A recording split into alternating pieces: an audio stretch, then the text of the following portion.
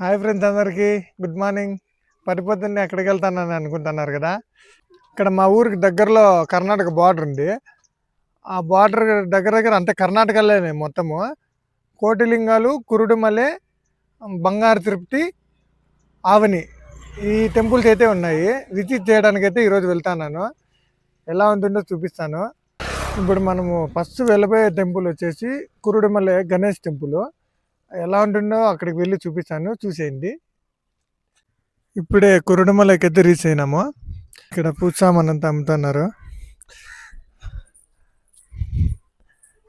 పూజ సామాన్ వచ్చేసి 100, 2 టెంకాయలు, పూలు కనిస్తారు. ఇదే మెయిన్ టెంపుల్ ఎంట్రన్స్.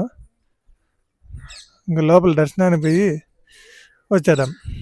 ఇప్పుడే అక్కడ టెంపుల్కి అయితే పోయినాను. ఆ గుడి ఇంకా లోపల దేవుని అలంకరిస్తున్నారు. ఈరోజు బుధవారము. ఈరోజు వినాయకునికి కొంచెం ప్రత్యేకత కదా, అందుకనే ఇంకా అలంకరిస్తున్నారు. అందుకని ఇంకా అందరూ వెయిటింగ్లో ఉన్నారు. అందుకని మేము ఇంకా ఎదురుగా ఇంకో టెంపుల్ ఉంది, ఇది కూడా చూడడానికి అయితే వెళ్తున్నాము. ఎలా ఉంటుందో చూపిస్తాను. ఇంకో గుడి అని చెప్పాను కదా, ఇదే ఆ గుడి. శ్రీ సోమేశ్వర స్వామి టెంపుల్ కురుడుమలై. లోపల ఎలా ఉంటుందో చూపిస్తాను.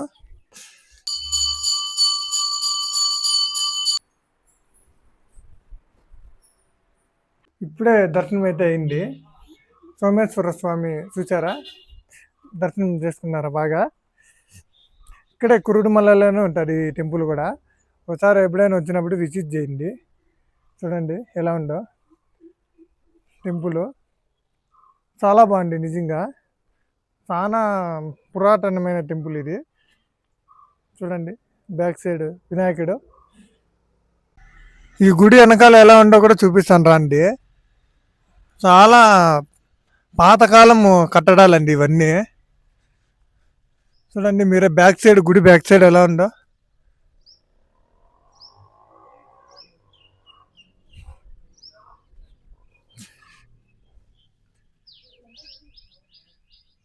ఇవంతా గుడి బ్యాక్ సైడ్ అంతా.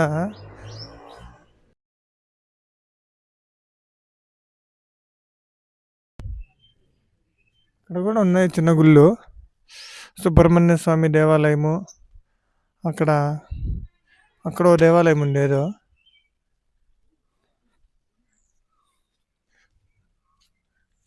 లోపల కూడా గుడి బాగుందండి నిజంగా.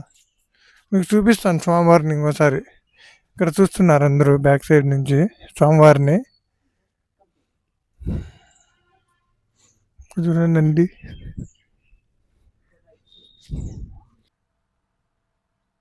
అప్పుడే చూపించాను కదా. ఇక్కడ గుడి అయితే క్లోజ్ చేస్తారు. నార్మల్గా ఎప్పుడు ఓపెన్ ఉండదు, అప్పుడప్పుడు ఓపెన్ ఉంటుంది.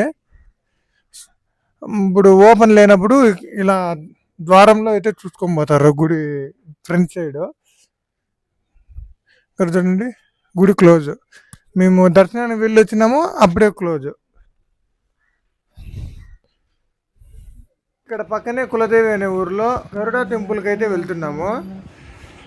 ఇప్పుడే ఈ కులదేవి ఊర్లో గరుడ టెంపుల్కి అయితే వచ్చినాము. అక్కడ కురుడుమలలో వినాయకుడిని ఇంకా అలంకరిస్తున్నారంటే ఈడ దర్శనం చేసుకున్నామని వచ్చి ఇక్కడ కూడా అలంకరిస్తున్నారు. ఇంకా టైం పడుతుందంటే ఇంకా 10 minutes అని చెప్పినారు. ఆ లోపల ప్రసాదాలు అయితే ఇచ్చినారు, తినేద్దాం. ఏమేమి పెట్టినారో చెప్తాను. వేడి వేడి ఉప్మా, కేసరి బట్టి అయితే పెట్టినారు. చూశారు కదా, ఇదే మాకు ఈరోజు టిఫన్. ఇంకా మధ్యాహ్నానికి ఆలోచించాల. ఇప్పుడే దర్శనం అయితే అయింది మాకు, చాలా బాగా అయింది. మీరు ఎప్పుడైనా కురుడుమలై అట్లా వస్తే పక్కనే ఉన్న కులదేవిలో ఉన్న గరుడ స్వామి దర్శనం చేసుకోవడం మాత్రం మర్చిపోకండి. నేను గుడి లోపల చూపిద్దాం అనుకున్నాను, కానీ లోపలికి ఫోన్ అలో లేదు. కానీ లోపల గరుడ దేవుడు అయితే చాలా బాగున్నాడు. ఎప్పుడైనా వస్తే ఖచ్చితంగా విజిట్ చేయడం మాత్రం మర్చిపోకండి. ఈ బొట్టు పెట్టినది పూజారే. ఫైనల్గా అన్నీ చూసుకొని కురుడుమలై మెయిన్ టెంపుల్కి అయితే వచ్చేసినాము. ఈ గుడి మార్నింగ్ 7కి ఓపెన్ అవుతుంది, మధ్యాహ్నం 1 గంట వరకు ఓపెన్లో ఉంటుంది. తర్వాత మళ్ళీ 3కి ఓపెన్ చేస్తారు, మళ్ళీ 7 వరకు ఉంటుంది నైట్. ఈ గుడి ములబాగల్ నుంచి ఒక 10 kilometers వస్తుంది. మీరు కానీ ప్రైవేట్ వెహికల్లో వస్తే నేను ఈరోజు చెప్పేవన్నీ మీరు 1 dayలో కంప్లీట్ చేయవచ్చు. ఇక్కడ బయట ప్రసాదం అయితే ఇస్తున్నారు, తీసుకొని ఇంకా కాసేపు కూర్చొని అయితే బయలుదేరేసాము. దర్శనం అయితే చాలా బాగా అయింది. మీకు కూడా చూపించడానికి అయితే చాలా ట్రై చేశాను. లోపలికి ఫోన్స్ అలో ఏమో ఉంటాయి కానీ కెమెరాస్ నాట్ అలౌడ్. ఇప్పుడు మనం ఫోటోలు వీడియోలు తీసుకునేటప్పుడు వాళ్ళు ఏం చేస్తారంటే ఫోన్ ఎత్తుకొని పోయి ఉండిలో వేస్తారు. అదొక ప్రాబ్లం. అందుకనే ఏదో వాళ్ళకి తెలియకుండా కొంచెం చిన్నగా తీసినాను. ఇక్కడైతే దర్శనం అయిపోయింది. ఇప్పుడు ఈ గుడి పక్కనే చెన్నకేశ్వర స్వామి గుడి ఉంది. అక్కడ కూడా వెళ్ళి దర్శనం చేసుకొని ఇంకా నెక్స్ట్ ఆవని టెంపుల్కి అయితే వెళ్ళిపోదాం.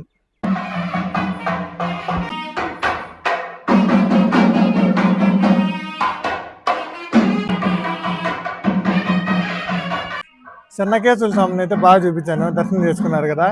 నెక్స్ట్ ప్లేస్కి బయలుదేరేద్దాం. మొత్తానికైతే ఇప్పుడే ఆవనికి అయితే రీచ్ అయినాము. నా బ్యాక్ సైడ్ ఉంది కదా, ఇదే టెంపుల్. ఇక్కడ ఏమేమి టెంపుల్స్ ఉన్నాయనేది ఇక్కడ బోర్డు వేసినారు టెంపుల్ ముందరే. కోటిలింగేశ్వర ఇక్కడ ఉన్నాయి చూడండి. ఇక్కడ పావురాలు, రామచిలుకలు చూడండి, అంతా గూళ్ళు పెట్టుకున్నాయి. ఆ కొండపైన కూడా ఒక గుడి ఉంది, అదేం కూడా తెలీదు, ఎంట్రీ లేదనుకుంటా, మూసేసినారు. గుడి కూడా చాలా పురాతనమైన గుడి. ఎలా ఉంటుందో లోపలికి వెళ్ళి చూపిస్తాను, చూసేయండి.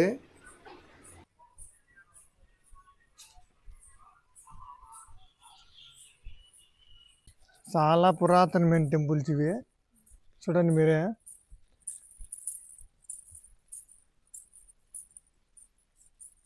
ఈ గుళ్ళు చూడండి ఎలా ఉన్నాయో. ఈ శివయ్య చూడండి, అప్పుడు కాలాల్లో ఇట్లున్నాయి. మీరు ఆవనికి ఎప్పుడైనా వస్తే ఖచ్చితంగా ఈ టెంపుల్ విజిట్ చేయండి, చాలా బాగున్నాయి. ఇక్కడ క్రౌడ్ ఎవరు లేరు ఈరోజు, మధ్యాహ్నం కదా, అందుకనే క్రౌడ్ ఎవరు లేరు. అందుకనే ఇలా ఫ్రీగా గుడిని చూపించగలిగాను.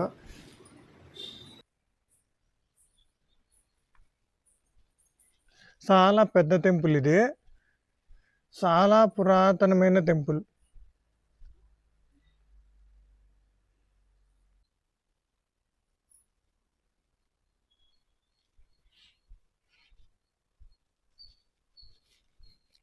ఎంత నిశ్శబ్దంగా ఉంది చూడండి. ఇక్కడ చాలా ప్రశాంతంగా ఉంటుంది. ఇక్కడ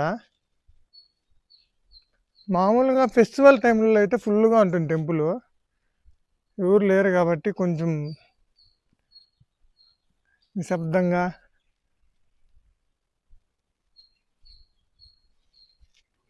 చూడండి శివయ్య, చాలా ఉన్నాయండి ఇక్కడ శివలింగాలు. గుడంతా శివలింగాలే, గుడంతా శివుడే. అప్పుడే వెళ్ళారు కదా, అదే మెయిన్ గుడి.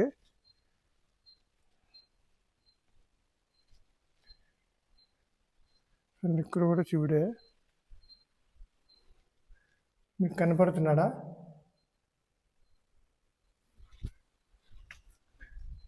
సేమ్ ఇలాగే ఈ పక్క కూడా శివయ్య అయితే ఉన్నాడు. మెయిన్ గుడి అదే, ఇదే మెయిన్ గుడి.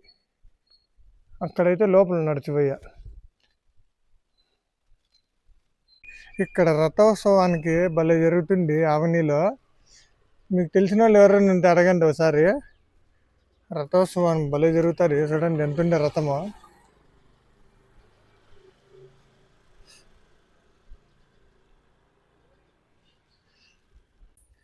ఇప్పుడే దర్శనం అయితే అయింది. లోపల ఎండ అయితే చావ కొడుతుంది.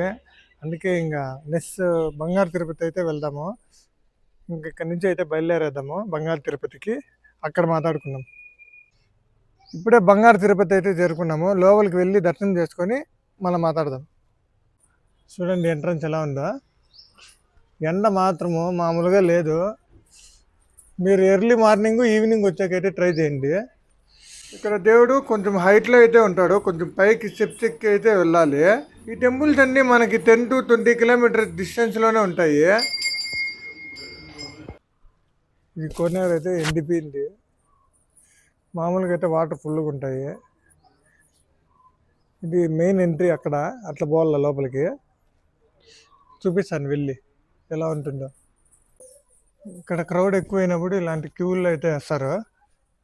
ఇప్పుడు ఎవరు లేరు కాబట్టి వెళ్ళిపోతున్నాము.